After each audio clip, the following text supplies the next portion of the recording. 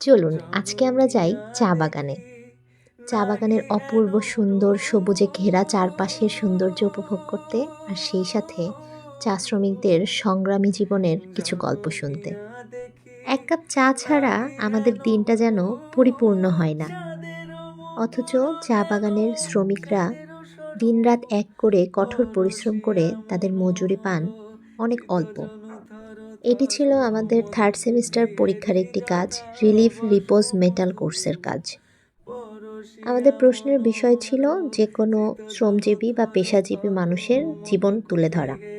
পিতলের শীটে আমি যেই জিনিসটি ফুটিয়ে তুলব সেটি একটি রাফ ড্রয়িং করে নেওয়ার পরে সেই ড্রয়িংটা কার্বন পেপারের মাধ্যমে ছাপ দিয়ে পিতলের শীটে তুলে নিই।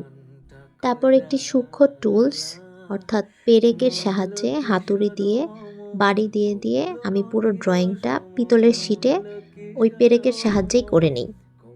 পেরেক দিয়ে সম্পূর্ণ ড্রয়িং হয়ে যাওয়ার পরে পিতলের শীটের উল্টো পাশ থেকে অন্য একটি টুলস দিয়ে আবারও চাপ দিয়ে দিয়ে উল্টো পাশে আমি ফুলিয়ে তুলি।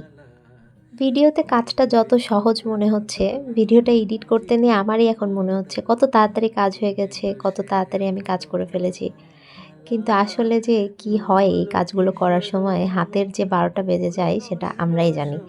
এই যে হাতে অনেক কাপড় টাপড় পেঁচিয়ে নিয়ে কাজ করার চেষ্টা করছিলাম যেন হাতে একটু কম ফোস্কা পড়ে বা প্রেশার দেওয়ার সময় যেন কম কষ্ট হয়। তবে যতই কষ্ট হোক আর যাই হোক, রিলিফ রিপোজ মেটাল কোর্সের এই কাজটি আমার সত্যি খুব পছন্দের। কাজ হয়ে যাওয়ার পরে যে ফাইনাল লুকটা আসে এটা আসলেও অনেক আমাদের নিজেদের শিল্পী মনকে তৃপ্তি দেয়।